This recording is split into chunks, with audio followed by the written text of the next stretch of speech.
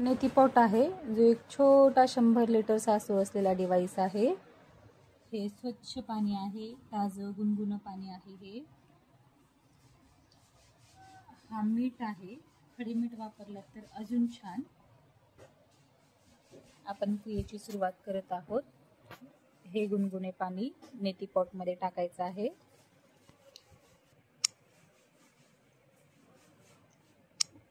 हलकसं पाणी भरलेलं आहे आपण, हे बघू शकता तुम्ही। त्यात आपण हे मीठ टाकत आहोत, खडे मीठ टाकले तर अजून उत्तम। साधारणतः या गरम पाण्यामध्ये सागर मीठ किंवा पाणी शुद्ध करण्यासाठी जे मीठ वापरतात ते मीठ टाकावे। आता तुम्ही उभं राहायचं आहे। ही क्रिया माझी मुलगी करत आहे, पाहून घ्या। पायांना थोडं पसरून उभे राहायचे, पायांना थोडं पसरून उभं राहायचे।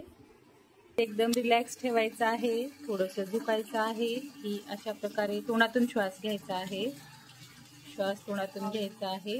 अशा प्रकारे नेती क्रिया झालेली आहे। पाणी हळूहळू आणि हलक्या हाताने दुसऱ्या नाकाच्या छिद्रातून बाहेर पडू द्यायचं आहे। तुम्ही वाकलेली असताना पाणी एका नाकाच्या छिद्रातून प्रवेश करून दुसऱ्या नाकाच्या छिद्रातून बाहेर येईल। या क्रियेला नेती असे म्हणतात, कारण हे नाक साफ करते। श्वास समांतर ठेवून हलके आणि सावधगिरीने पाणी एका छिद्रातून दुसऱ्या छिद्रात पास होईल याची खात्री करा। तुम्ही पाहू शकता, एकदम रिलॅक्स। हलकीने नाक पुसून घ्यावे।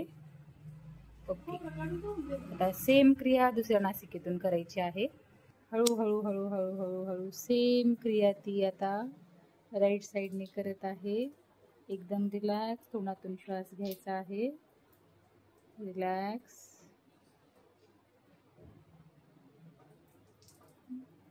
Good good good.